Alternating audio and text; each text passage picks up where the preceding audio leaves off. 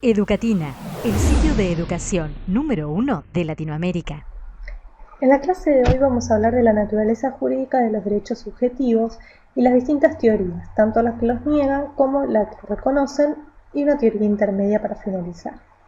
Partimos del concepto de derecho subjetivo que ya fue dado en su momento en otro video cuando hablamos del concepto de derecho objetivo y subjetivo.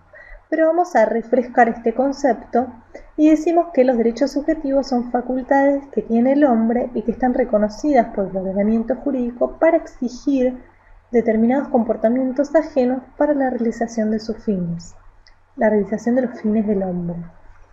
Y veremos a lo largo de la clase que existen teorías que niegan, teorías negatorias de derechos subjetivos, las que reconocen la existencia de los derechos subjetivos, y finalmente veremos una teoría intermedia.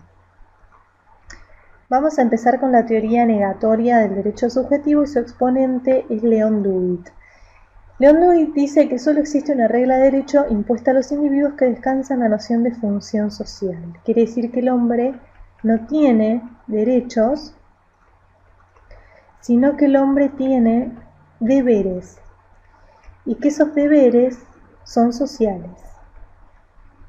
¿Sí? O sea que existe una función social. El hombre tiene que cumplir con ciertos deberes que le impone el ordenamiento y que son sociales, que tienen que ver con una solidaridad social. O sea que existe un fin con valor social, en contraposición al valor individual.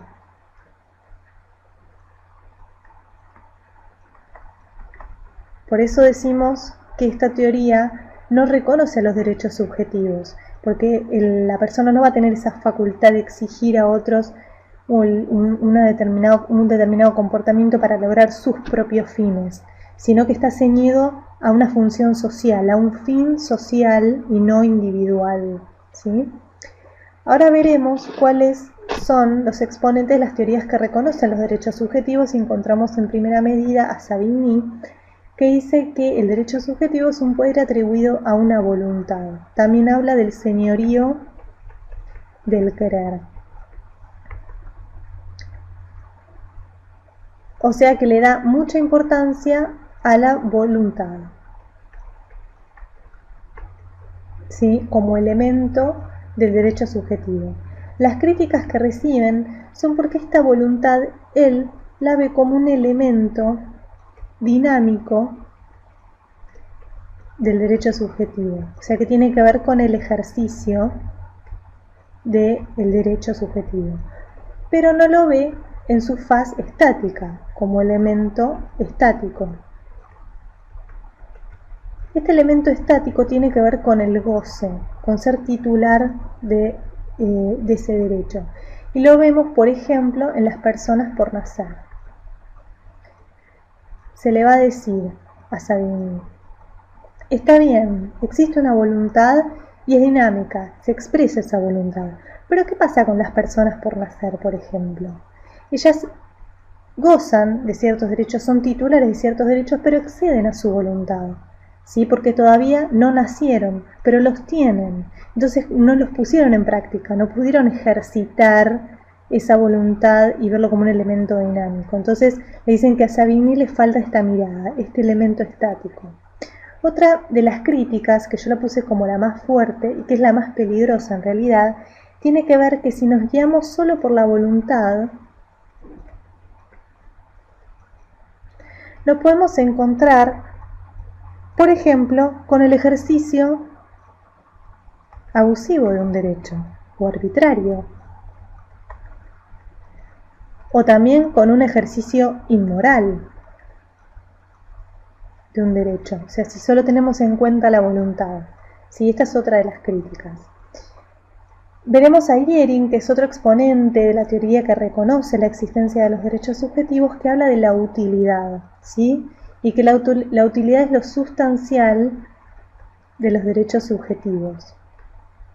O sea que solo importa el fin, la finalidad del hombre. Dice, los derechos son intereses jurídicamente protegidos. Si la crítica que se le hace, y veremos la relación con esta frase, es que si bien existe una finalidad que es importante, que tiene que ver con los intereses del hombre, no puede ir desprovista de una voluntad. O sea que lo que tiene Jhering, lo que le falta a Jhering es lo que tiene Savigny, que es esta voluntad, ¿sí? Ahora bien, esta voluntad es la que va a dar protección y es la que va a dar seguridad al goce, va a dar seguridad del goce de los derechos. Porque si bien tenemos una finalidad, tenemos un interés, esta voluntad va a hacer que esos derechos estén protegidos, ¿sí? Que estos intereses, que son estas finalidades, estén protegidas por la voluntad del hombre, que va a hacer que se respeten esos derechos, ¿sí? Y que pueda cumplir su finalidad. Ahora bien, veremos para finalizar una posición intermedia. La posición intermedia, que es la concepción cristiano tradicional, habla de la naturaleza social, de que el hombre es un ser social, que vive en una sociedad, y por otro lado, un fin personal o un fin propio del hombre, ¿sí? Que lo va a lograr mediante la libertad, ¿sí?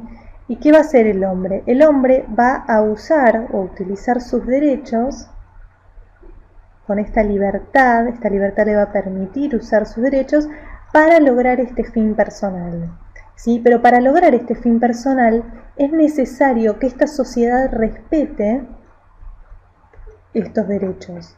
Y es lo que se va a lograr con esa prerrogativa que hablamos, que es el derecho subjetivo de exigirle a otra persona determinado comportamiento, ¿sí? Que respete estos derechos para que el hombre pueda, como dijimos en el concepto, lograr su fin personal, su fin propio. Vamos a hacer un pequeño repaso de lo visto hasta ahora.